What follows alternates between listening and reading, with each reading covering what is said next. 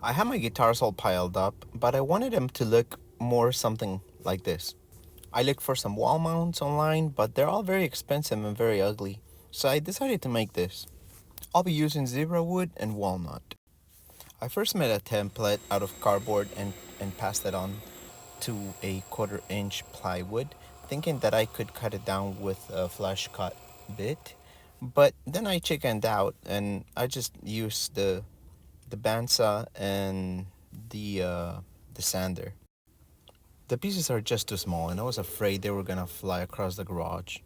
So instead, I traced them onto the pieces of walnut, and from there, I'm gonna hand cut them as close as I can to the line of the template once I traced it onto the walnut piece. And then I'll go back to the sander and get them as close as I can to my lines. The template was very helpful though, because I was able to test it on my guitars and make sure it fit, and I didn't copy it from anywhere. It was more just of a design I came up with. So I'm gonna show you the finished product of which one, but I'm actually making six.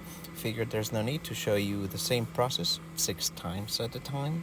So here you see one. Once I cleaned it up a little bit more with the sander, and after that, sharp little areas I'm gonna clean up with my chisel, making sure I don't cut a piece of my finger off.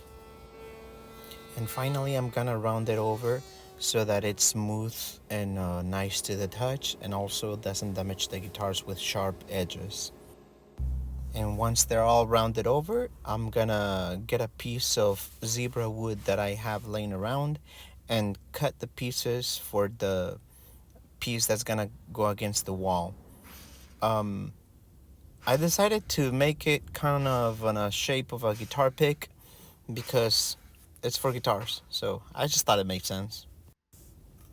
And same thing, first I'm gonna trace it. Once I'm done tracing all of them, I'm gonna cut it to the line as close as I can to the line with my bandsaw before taking it over to the bell sander to get it as close to the line as possible. But before moving on, I decided to mark for my diamond joiner, which is gonna help me join both pieces without them falling apart. And then to the bandsaw.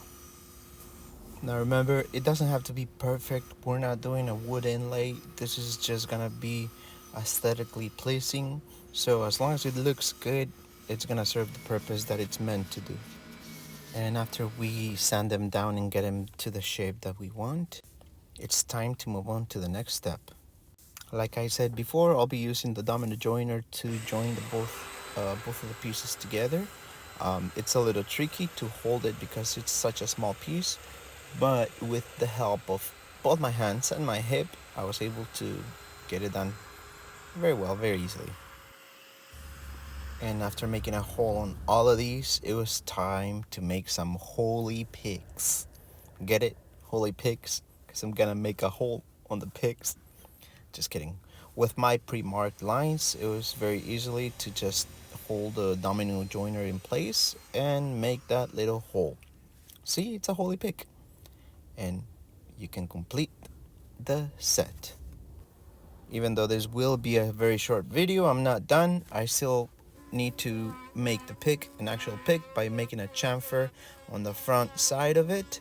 This is gonna make it look more like a pick, and I think it's better looking than just a plain square side.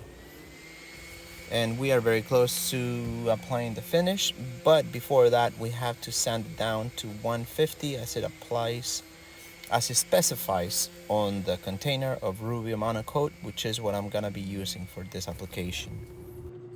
And to attach them to the wall, I'm gonna be using one single screw, so I decided to pre-drill it before applying the finish. To attach the both pieces together, I'll be using Tybon Original, and here you can see me introducing the domino and then some more glue to the other piece. I don't know what these pieces are called, so I'm just calling pieces to the pieces and add a piece to the piece. Put a clamp and let them dry.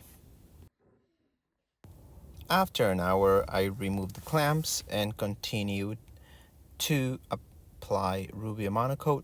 I'm gonna use Rubia Monocoat Pure, which does no more than protect it and accentuate the beautiful wood grain. After applying the finish, I remove any excess, and here's the final product ready to install. And guys, I appreciate you guys sticking with me to the end. And guys, please don't forget to subscribe and comment. And until next time, take care.